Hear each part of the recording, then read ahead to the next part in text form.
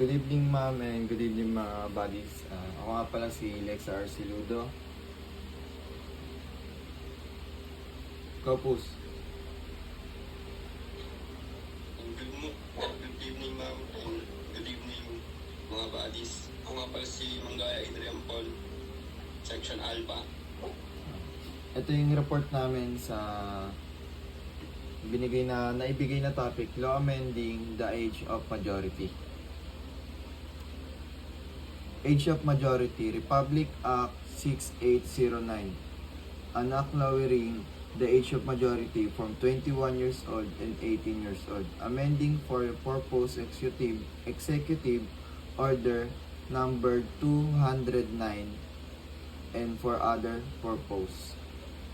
Sabi po dito ma'am, this means ang mga individual na illegal na kinikilala bilang mga nasa wastong gulang or edad na 18 na nabibilang sa kanila ng ganap na karapatang silbi at mga responsibilidad, kabilang ang mga kakayahang pumasok sa trabaho or bumoto, gumawa ng mga legal na desisyon at yung mga kaya nilang gawin na malaya silang gawin yon.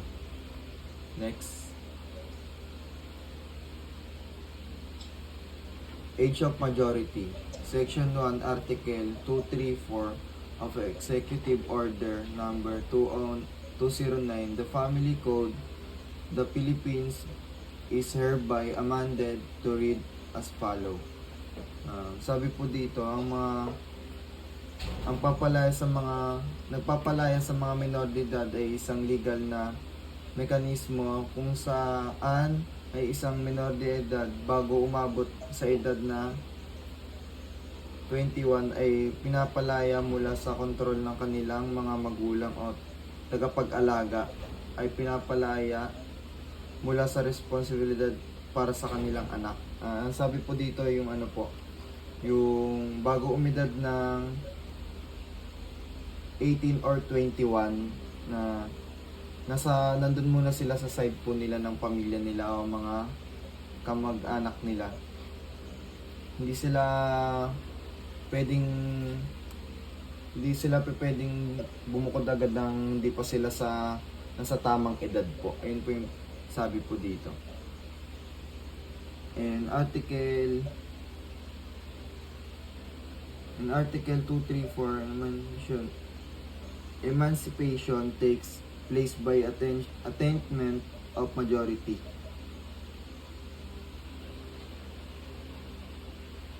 Age of Majority, Section 2, Article 235 and 237 hereby repealed.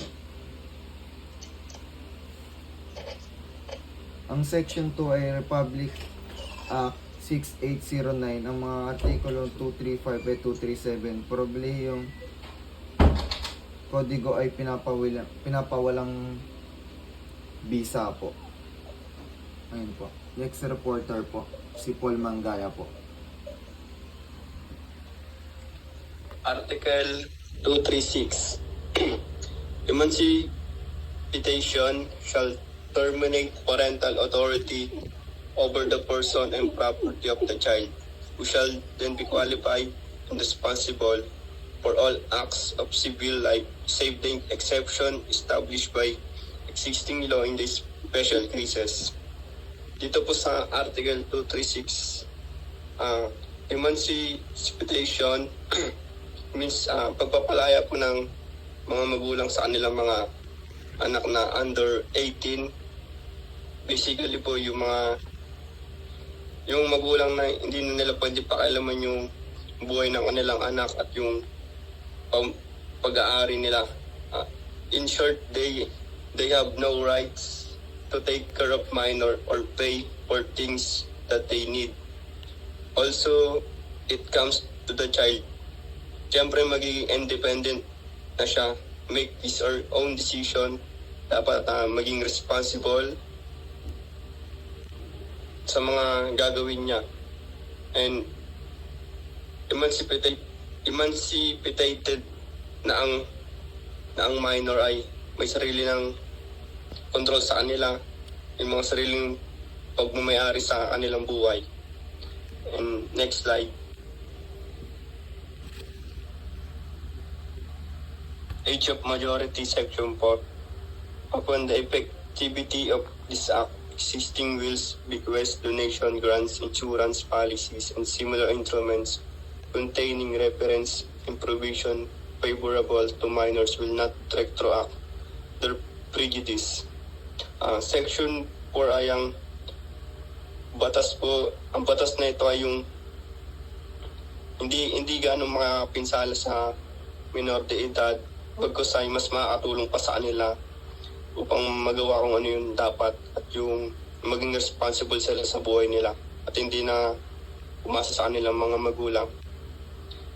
Next slide. Section 5. This act shall take effect upon completion of its publication in at least 2 newspaper of general circulation. Section 5, ito po yung batas na ibig sabihin kapag hindi pa mapapatupad at hindi na ipapalabas sa mga manonood o pahayagan, maaring hindi rin po maging may mapatupad dahil ang kailangan po dito ay 2 newspaper para mas may public po and makapag-focus kung ano yung pino-focus ng batas. And next slide. When did RA 6809 lower the age of majority from 21 to 18 years of age? When RA 6809 has lowered the age of majority in the Philippines from 20 to 18 years old, those who reach the age of 18 years are now given the full curiosity to act. Curiosity under Article 38 of the same code, it is provided that minority merit restriction on their capacity to act. And ayun lang po. Thank you po. Thank you. Dito na po nagtatapos yung aming report ni Paul Mangaya, Adrian. Thank you po, ma'am. And thank you rin mga buddies.